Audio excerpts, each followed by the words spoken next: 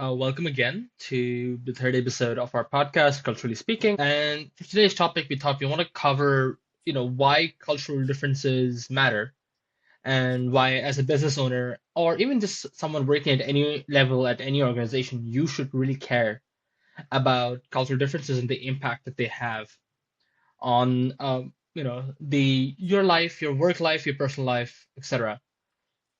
So, in th- Int- so Yeah, so in anthropology, we understand culture to shape how people work, negotiate, and consume, uh, just their life in general, Culture, under Geertz's webs of significance, culture is a systems of meanings.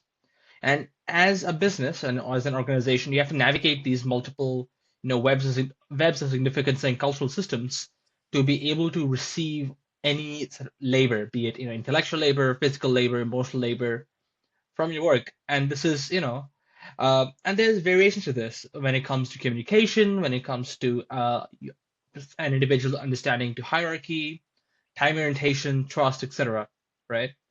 So, to start off with, I would like to ask, Mukesh, have you encountered any issues or any large cultural differences in your time working? Yeah, of course, there is a lot of cultural nuances that one needs to keep in mind when you're working, and especially if you're working in a organization or if you're working in a culture which is multicultural as a society. There is differences when it comes to engaging with people of different races. There is differences in terms of how you engage with people from different nationalities. There is difference in terms of how you engage with different generation. There is difference when it comes to how you engage with different genders.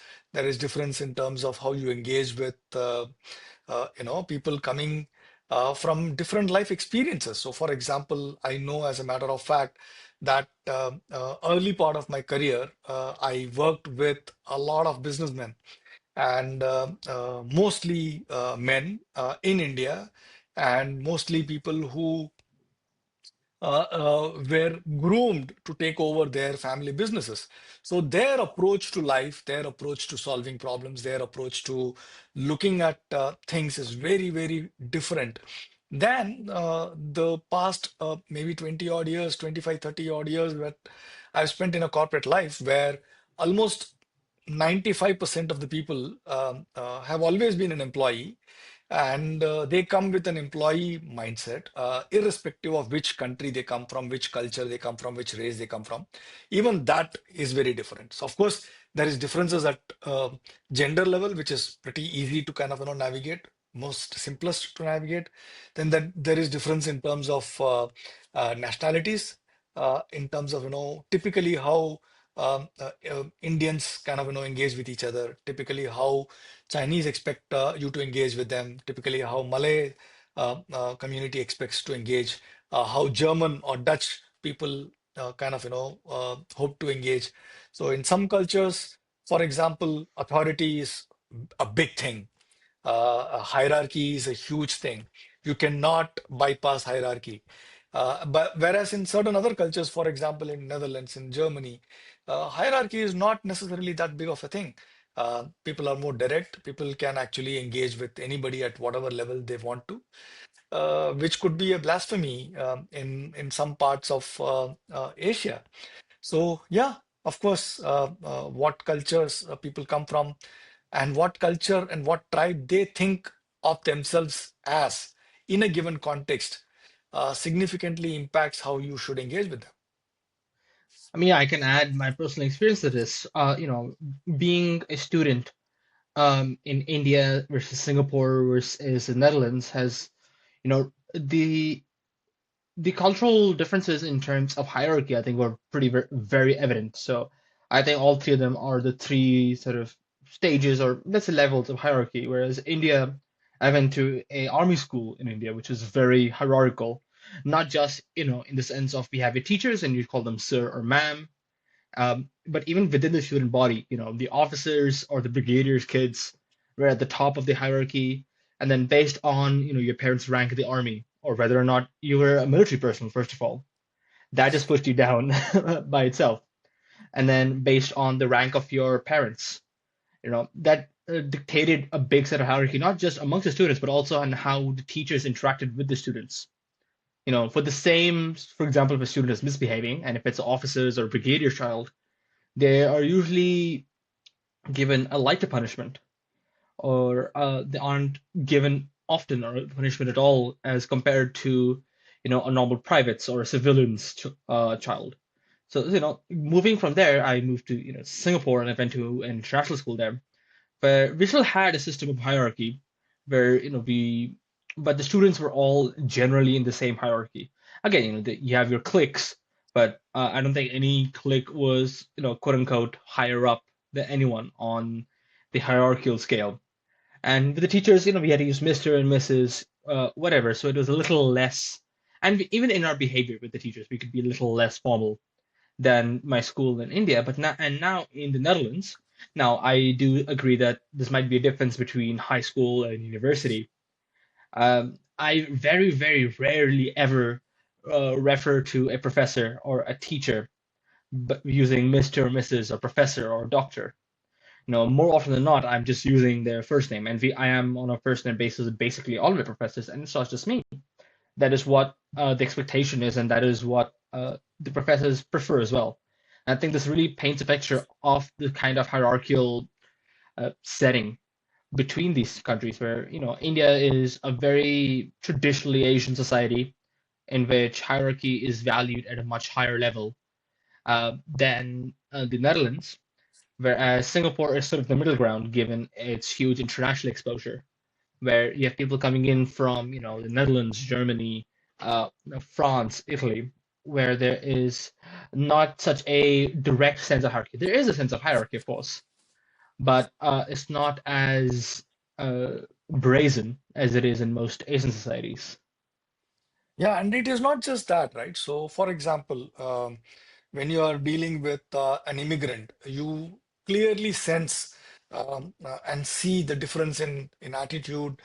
You clearly sense and see the difference in the kind of effort that they are willing to put in, because they're migrated to a new country to make a life for themselves. They don't have too many friends, or even if they do, but they're still there to make a life for themselves and their families. So the amount of effort that they're willing to put in, the kind of hard work that they're willing to put in, uh, not a lot of locals end up doing that, and especially in so-called um, developed nations, simply because they've kind of grown up in a very protective environment, whereas the hunger for doing more, for being more, for reaching for more is a lot more prevalent in immigrants and their first generation of their families as well. So even that is kind of very different in terms of how you deal with the first generation immigrant to a second generation immigrant to someone who was born and brought up in the same country as well. And this is not just at a cultural level. I think it also has a significant impact in terms of how a business deals with its customers. So, for example, a McDonald's, when they come to India, they have to have a vegetarian menu, because there is a huge population in India which considers vegetarian food as their only source of food. And so they have to create an aloo tikki burger along with their regular cheeseburger as well. And if they don't do that, they don't succeed. They end up struggling.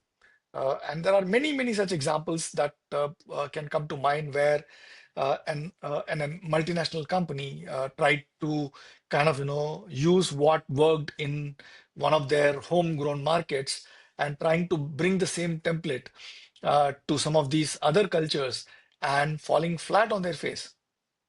I mean, yeah, so another, I think, good example of an organization sort of complying with the economic and cultural realities of the market they're trying to exist in would be, I think, Unilever. When you look at their business practices in Indonesia and Africa, where they produce localized versions of their popular product because of the economic pressures faced by the majority of people in these countries. For example, Instead of buying a full bottle of shampoo, they often sell single-use sachets of shampoo and soap, which is more attainable for a daily wage laborer uh, in Africa or in Indonesia, because their wages does not allow them an opportunity, to save up enough money to buy a full bottle. And this really shows some respect for the cultural reality and social reality of the people living in those contexts. And this recognition of sort of consumption practices from an anthropological point of view is, I think, in line with Apudurai's notion on how global commodities sort of gain local lives, and how and I think it's really important for each and every, if you're selling to any consumer in any part of the world, you need to understand their local realities and their uh, local systems, because it's not, cultural differences are not a isolationist uh, being, right? So just because you understand the hierarchical aspect of the culture doesn't mean you understand that's enough for you to go and sell, because everything is codependent within the culture.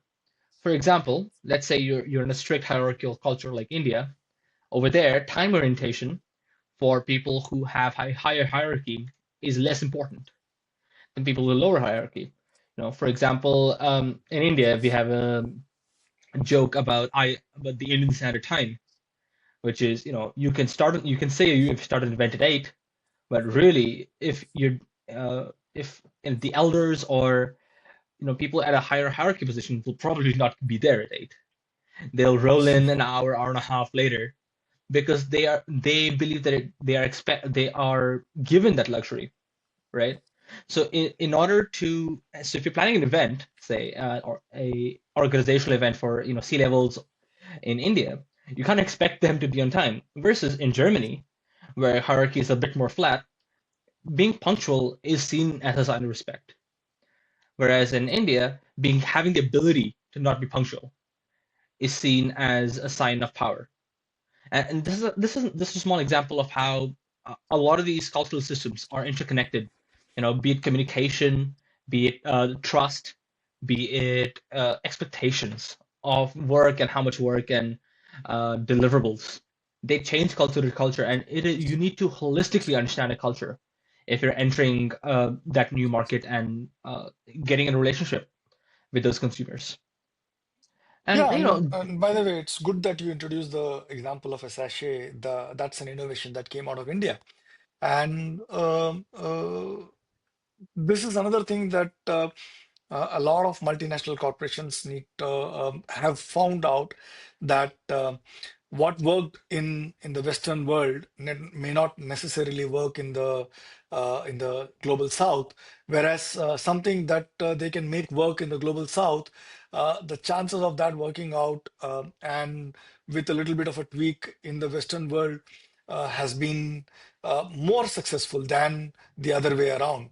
So whether it is the sachets, whether it is an MRI machine which can work, at significantly lower cost than what the Western world produces, vis-a-vis a child incubator, which kind of is made out of cars bulbs, which can be serviced by local auto mechanics, and innovations that are kind of being made in the global South, kind of at a fraction of the cost, could potentially be improved upon.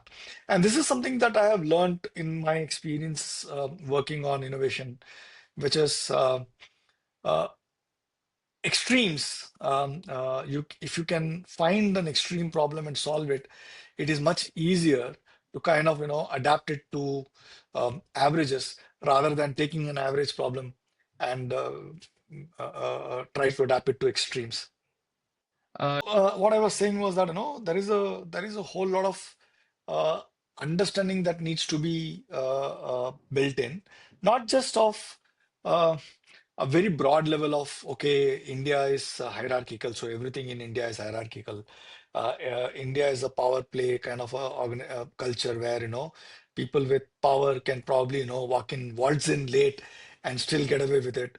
So these are all very high level, very subjective, very off the cuff cultural sensitivities, whereas reality might change. So, for example, I know of Indian organizations where the CEOs are absolutely on time. Their interaction with the Western world, their interaction with other cultures where time is respected a lot more, their interaction with uh, cultures where there is less hierarchies involved, and probably debating on ideas rather than personalities, debating on ideas instead of power dynamics, rubbed off on them.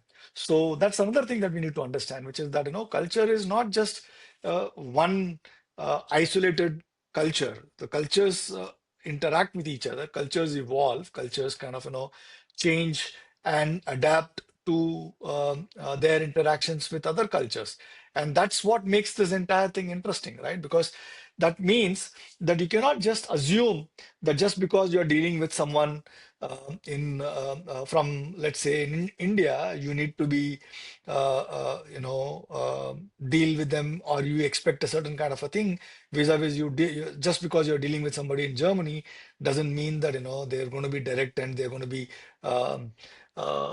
dry, and they're going to be distant and direct. So what that means is we need to be aware of where we are, what is the person in front of us. Of course, their cultural baggage still there, so you're sensitive to it. But at the same time, my experience tells me that you have to respond to the person sitting in front of you, whether it is individual in a one-on-one context, whether it is a consumer in a business to consumer context. For example, the entire idea of a sachet was born out of this entire thing that you look at the biggest consumer market and look at their reality, which is almost everything that they buy it on a daily, day-to-day consumption basis. So the food that they buy is on a day-to-day basis. The soaps that they buy is on a day-to-day basis. So why would they want to buy a luxury product? Because for some in that strata, having a shampoo or a conditioner, or for that matter, any of the other things that you talk about, which are available today in a sachet form, is a luxury item. So why would they want to buy a big, bottle of something that is luxury for them? They would buy it when and as and when they want it, and that is where the entire concept of sachets was born. It was also born out of necessity because at one point in time, the economy in India was not doing really great. There was this entire concept which was kind of spearheaded by a person called C.K. Prahalad, who made this entire thing of fortune at the bottom of the pyramid story, where he said that there is enormous amount of profit to be made by multinational companies, or for that matter, for by any companies, from the people who are at the bottom end of the pyramid, which is low income, low earning people, and that is where to tap into that market is where all of these innovations kind of took place. While it was good, but at the same time it was also a little bit exploitative, because someone who is trying to earn food every day with their daily wages, if you're trying to get them to spend money on non-essential items, by making them feel missed out on the vagaries of life, on the luxuries of life, then that money is going from somewhere else. It's a zero-sum game at that level. So while it was okay for the businesses to have done that, but at the same time, while the people who used it also kind of benefited from it, but at the same time, the question always remains as to whether that was the right thing to do or not. I mean, yes, you bring up a very fair point. Where is the ethical boundary on these corporations to sort of use culture uh, as a tool to further their profit margins rather than treating culture to be respected. Um, you know, this is an argument that happens, I think, every year around Pride Month, because you see all these organizations holding specific, discounts or sales or events for Pride, and then, doing nothing about them or for them for the rest of the year. Same thing with Black History Month. Same thing with, I think, multiple different cultures, and even before any of this was a thing, it was a discussion that happened around Christmas and the consumerism related to it.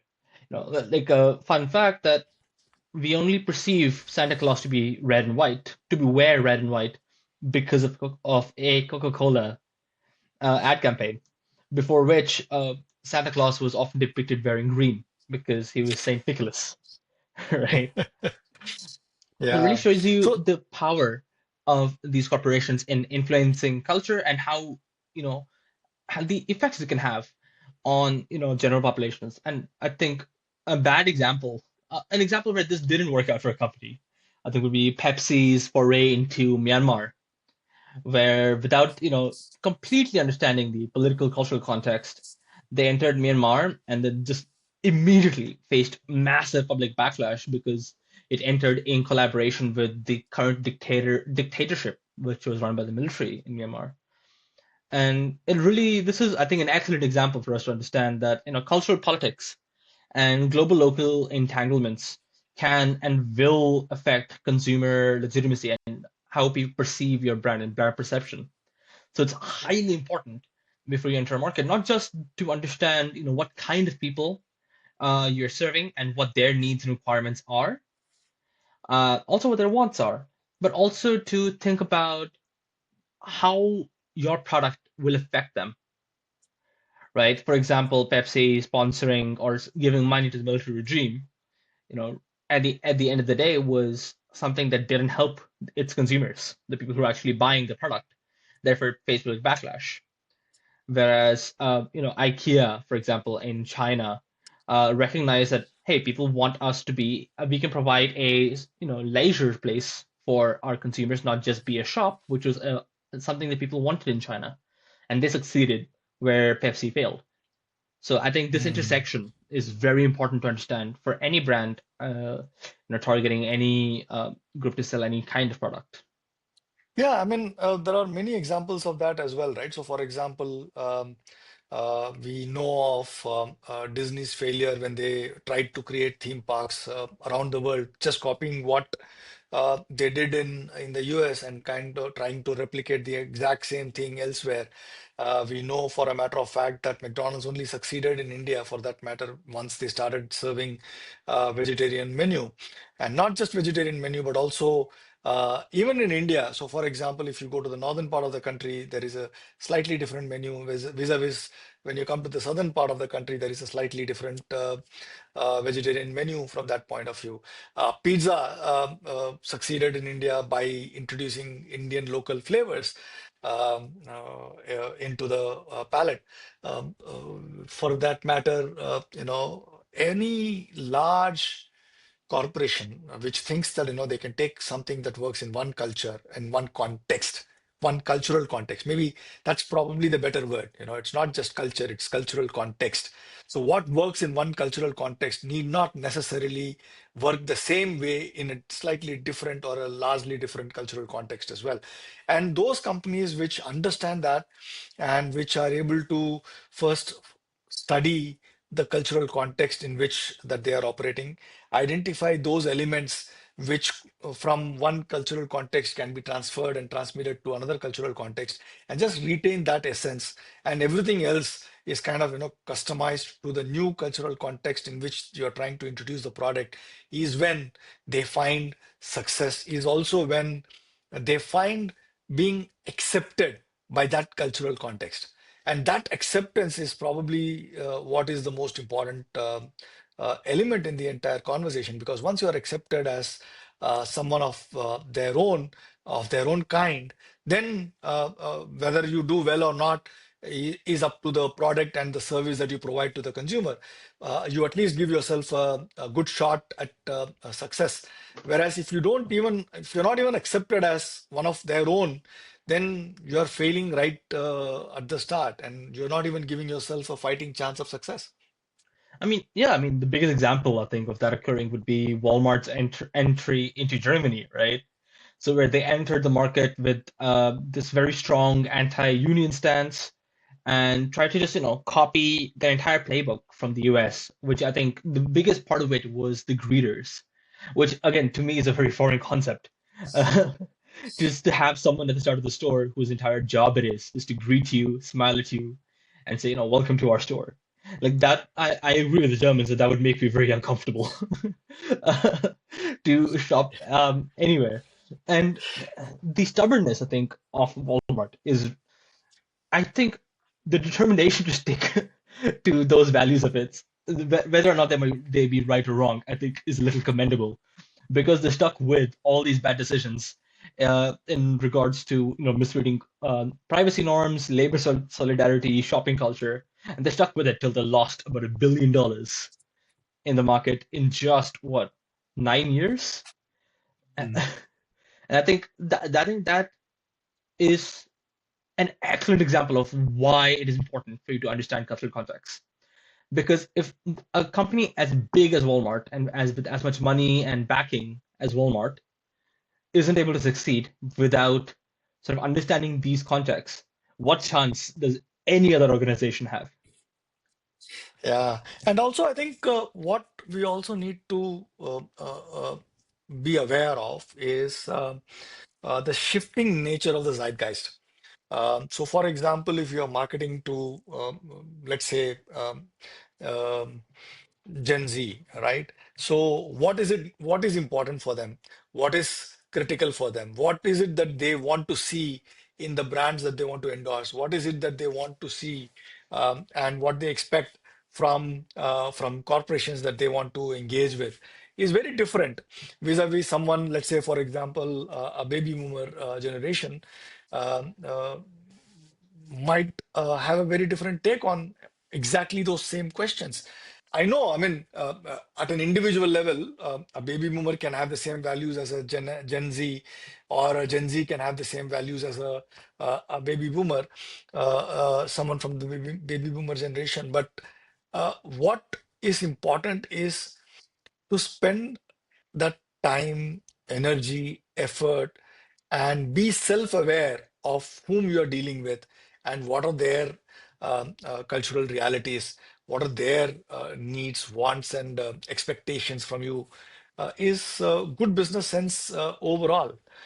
And boxing people in, okay, so if let's say, for example, Indian baby boomer will do this or will expect this, is probably not really a great way to kind of look at the market. I know if you're doing a mass market product, at some level you need to come up with a persona of your ideal customer, and that persona could be, an Indian male, 40 to 45 years old, working in a large a multinational corporation, and who likes this and this and this and this, but and dislikes this and this and this. But I think that's still okay, as long as that's the demographic that you want to serve.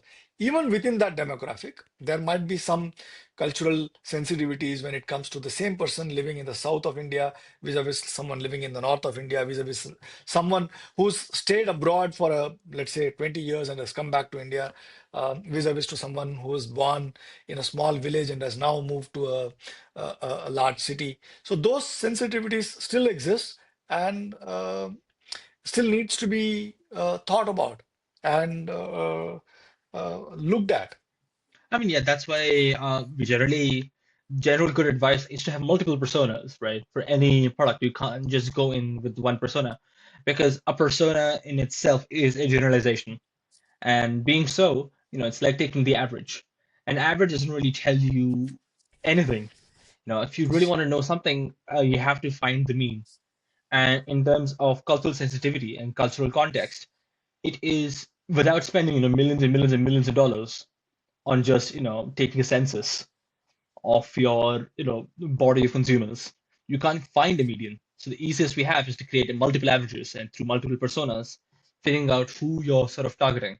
And in doing so, I think there's four anthropological factors. I think not factors, but tools that I think help any business sort of simplify that process of finding these personas to figure out who they're marketing to, what do they want, what do they need, where and who they are, not only as a group but also as individuals. You know, the first one is using ethnography as instead of just market research. Using participant observation and local immersion of marketers and advertisers, for example, you're able to sort of truly understand, the lived experience of these people are, and in doing so, you can also get insights into what features that they're expecting in your products, for example. The other one to keep in mind is the actor network theory, which is a theory in which you find connections between technologies, policies, cultural actors, individuals, and it sort of helps you connect each of them together. And this will help an organization understand how their product will interact with infrastructures and cultural norms. For example, if you're making a bag of chips, for example, using this, you can think about logistics. How are they being shipped? Where are they being shipped? What tools are they used being shipped? I know. What flavors do people like to eat? How hard it is to procure those flavors? How hard is it to involve those flavors into the potatoes? How do people like seeing chips in shops? How do shopkeepers want to display chips in their shop? How do people like to eat chips? Do they like to eat the chips with something? Is it a side? Is it a main? Is it a snack? Right. So understanding this entire lived experience of the product, I think, is very important and really helps that. The next one is Bordeaux's habitus, in which you begin to analyze consumer choices as being shaped by dispositions. You know, most companies understand local habitus to align branding and product design, but I think there should be a deeper focus on it to understand. Uh, you know, if you give someone a certain product, how are they most intuitively going to understand its use? And that sort of helps you from day zero of designing a product to ensure that the product design is intuitive to the user. They don't have to learn something new into able to understand how to use the product and what utility can provide for them. And the last one is Apuradai's global flows. Products don't just move across borders. They take up new meanings in each context that they're put in. One example I can give is the ubiquity of Maggie in South and Southeast Asia, and how each part of Asia has its own sort of relationship with the product. For example, in India, they're mostly known for their masala noodles, their whole grain noodles, their seasoning packets. Whereas if you move to places like Indonesia or Malaysia, the flavoring simply changes, the branding changes, the kind of products they make change. And I feel that really is a good example of how products change intrinsically as they move beyond borders. It still is instant noodles, no matter where you are. But the value and place they have in people's kitchens, in communities, shifts. And I think these four processes, I think, are so important for organizations to undergo if they truly want their product to be not just translated into a new market, but really transformed. Looking at not just your product design and marketing, but also if you're, for example, a service-based company going into a new market, how what HR policies do you have? What kind of compliance issues do you expect to have and solve? What leadership styles do you want to deploy in these new places? So all of this needs to be reshaped, not just copy pasted, right? And chances are that you at some point these organizations will fail, and you need to not just push through the failure, but truly sit down and take a second and understand, why did we fail, and what data point are we not hitting correctly? What are we missing? And instead of framing cultural differences as liabilities to take care about and be scared of, what if we don't meet this? What if we suck at this? Maybe we can look at them as assets. How can we use this cultural disposition to sell our product better, or to create more utility for the consumer, or to create more impact product wise? I think it will, in addition to having a good product and a good marketing team and a good advertising team, will pretty much ensure that your product, when moving across borders, will retain its value or be resonate with the consumers. I think another point of interest when it comes to cross-cultural ideas is that, there are many, many times when there is something which is the norm in a culture, uh, um, is the exact same thing that a different culture needs in order to solve an intractable problem for that culture. So being open to looking at different cultures that we encounter, and being looking at it from an open mind, and trying to see and be able to connect what is the norm in a given culture to how that can actually help in a different cultural context solve an intractable problem, could also be a tool for driving innovation, to drive creative thinking, and to kind of, sometimes disrupt industries as well. So, one of the things that I have seen in my own personal experience is that in some context, um, for example, uh, uh, in the context of my first job, which was, to manufacture and sell plastic fabric, which would be put on a cot so that mosquitoes don't come in and bite you. So that was the first product that I used to sell. And one of the challenges that we had in that product, in that category, was it was a very generic product, and which absolutely had zero differentiation between my product vis-a-vis my competitor's product. So when I went to the markets where I would sell these fabrics, which would then be bought by small scale entrepreneurs who would then cut it and stitch it into the fabric that can go on top of the cots. Because we would just sell the fabric, they would cut it and stitch it, and then make it consumable for the end consumers, and then go village to village and sell that to every single person living in that village. When I saw that, and one of the things that kind of caught my mind was that, how does a consumer at that level know whether the fabric that they're buying, or the net that they're buying, is of a good quality or not, and whether the price that they're paying is value for money or not. And when you look at it from a larger context, if you look at the FMCG industry, the most fundamental thing that they do in that industry is branding, right? And use branding to kind of differentiate one product vis-a-vis another product. And so I said, okay, can we take the branding concept and introduce it to this particular product? But the challenge there is that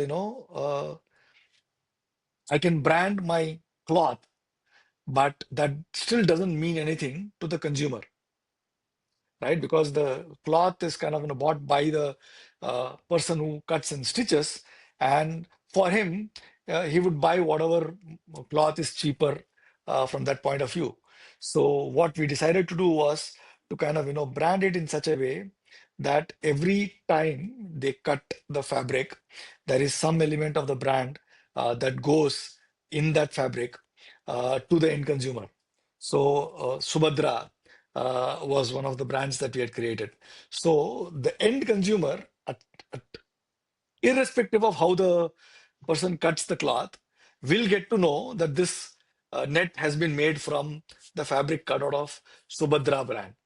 Mm. So if the quality of the product is good enough, then the end consumer can actually ask the person that they're buying from to get him the Subhadra branded, nets. And that is one way for us to kind of, also help introduce brand to a commodity product. So that was the first time that anybody in that market for that particular product had introduced any kind of brand. Hmm. So that enabled us to create a distribution network, that enabled us to to command advance payment in a market that would pay like 60 to 90 days later after having received the product. And to find distributors who are willing to keep a security deposit with us in a market where the entire market was like, operating on a credit of 90 to 180 days. Nobody would give a single penny as advance. And here we were commanding not only a premium in terms of pricing, but also payment in advance on top of that security deposit and things like that. All of that because just very simple thing of picking what is normal in our regular life and applying it to a Hmm. to another context where it was not the norm. That's really interesting. I think the comments you made about branding, I think, really reminded me of the tobacco wars. In most of the U.S. and Europe, that happened right after, you know, advertisers weren't allowed to market tobacco as being healthy anymore. So it kind of created this, clean slate for tobacco manufacturers and agencies to figure out a way to differentiate their product. And I think that process and that time really defined advertising and branding for a long, long time because it became more of a cultural association than a utility-based association.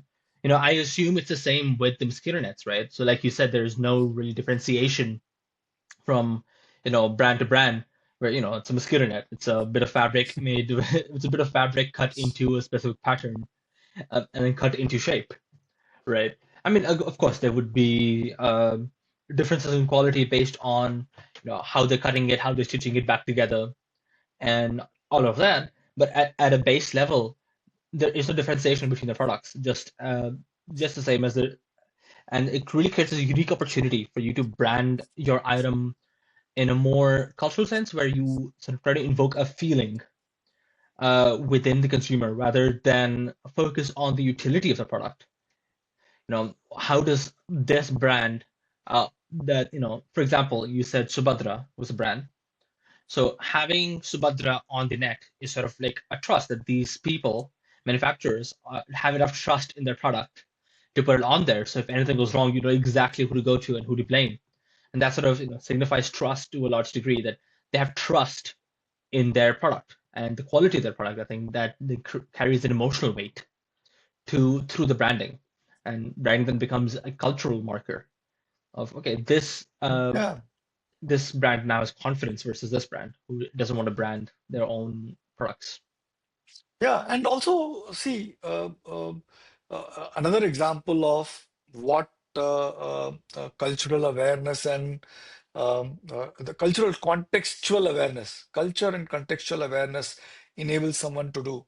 So there was this Stanford D school, which is the design school students. They were given a project of building a incubator for children under, I think if I'm not wrong, $100 or $1,000 or something like that. And when they came to the country, India and Africa, sub-Saharan Africa, they found out that they may build or donate an incubator to any of these NGOs, but every time something broke in that incubator, there was nobody to service them. So and earlier it is because of the electrical fluctuations, because of something or the other, because of the conditions in which the incubator is being used, it was not designed for that, so it eventually broke, and faster than slower. So what do you do? I mean, you cannot just keep on replacing these incubators, right?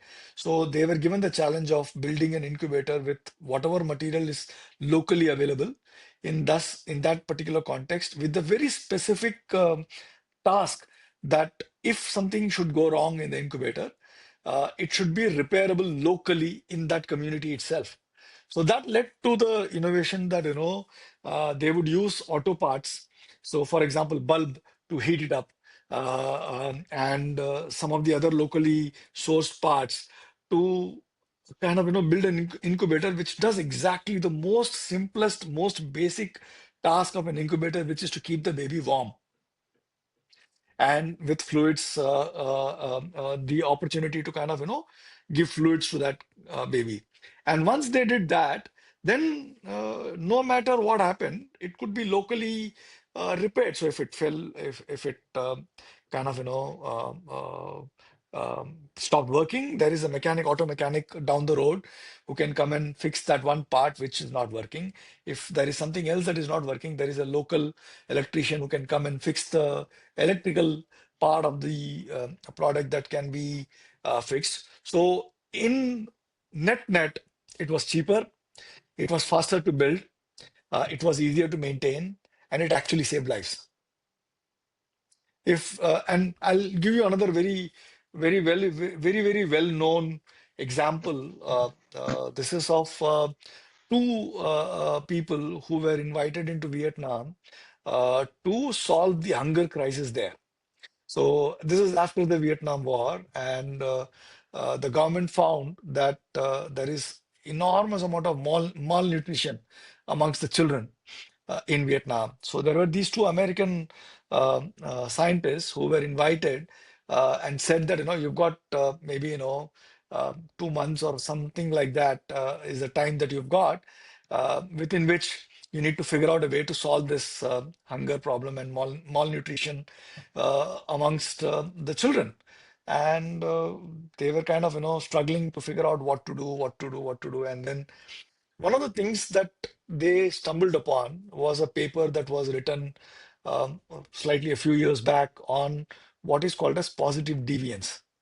And what the paper states is that, in any given population, there is always someone who is doing better than everyone else. And there is always someone, and those people can be looked upon as lighthouse customers or lighthouse consumers. And then there is a lot that we can learn from them because they have the same resources, they have the same constraints, but still they're doing better than the average. So they're doing something different. So that is what they call it as positive deviance. So they applied the same concept. They went into a village and they asked people around, okay, so do you have someone in your village whose children are not as malnourished? And lo and behold, there is always someone whose children are better off than the average children in that community. So they would then go to that particular family and ask that mother, what do you do? How come your children are better than everyone else around you? And then the mother told that, she would find these shrimps around, and whatever it is that they would do, they would create these broths that they would feed their children and all of that. So what the couple then did, which was kind of, very interesting, is very um, which is very culturally aware, uh, was that, instead of they telling the story of how this lady, if she can do it, so can you copy that model that she's doing, and why don't you all do it? So what they instead did was they would invite everyone along into a common a place, common kitchen, all the mothers into a common kitchen, and they will ask this local lady whose children are better off to tell what is it that she does differently than everyone else. And then they would sit together and they would make the whatever she's doing together to learn from her. And because this was someone from within their community telling them what she does differently, and they can see the impact in front of their eyes because their children are better off, right, than everyone else's children. The adoption of that particular topic was kind of, instant, and the ability to address malnutrition as a issue without having to do significant social change, without having to do significant financial engineering, without having to do significant transformation as such, They were able to look at the local communities, and the local communities could solve their own problem. Hmm. And all of that simply because they were curious and wanted to understand the cultural context within which the entire community was operating and living under, the constraints that they were under, the kind of resources that they had, and found someone who did well in that cultural context and learned from them. And not just learn from them, but also helped everyone else learn from them directly in their local language, in their local cultural context. So it's one thing for an American to come stand in front of a set of Vietnamese people and say, okay, you better do this in order to take care of your children's health, vis-a-vis someone from their own local community to come and say, this is what I do, this is what I cook, and this is how I do it, and that is why my son is better off than everyone else's children. Hmm. Big impact. Yeah. And positive deviance today is considered to be one of the most critical concepts when it comes to innovation, because in any given community, in any given market, in any given section of the society, there is always something which is a positive deviance, which is always a lighthouse use, or a lighthouse customer, or a lighthouse user. And as long as you are able to be curious and find out who these people are, understand how are they able to do better in the given the same resources and given the same constraints, and then kind of learn from it and adapt to it. That's when true success and true uh, embedding of the culture within your product and the product within the cultural context truly happens. Yeah, I mean, I think that is very valuable insight, and thank you for sharing that. It seems that our time over here is coming to an end. Do you have any last comments that you'd like to share? Yeah, so there's only one thing that I wanted to share, which is that, I don't want to beat around the same bush, but I think it is an important thing to kind of, reiterate, which is irrespective of who you are, irrespective of which context you are living in or working under, irrespective of which uh, cultural context you are selling your product or services into, being curious about what's happening around you, being aware of what's happening around you, and with an open mind to kind of, wanting to learn, wanting to adapt, wanting to serve. When you have all of these things together, there is true magic possible by the way of you and your product getting embedded into the culture, by embedding the culture within your product or services and within yourself. On that insightful note, we bid you guys farewell. Uh, until next episode. Thank you. Thank you so much, and I hope you have a great day.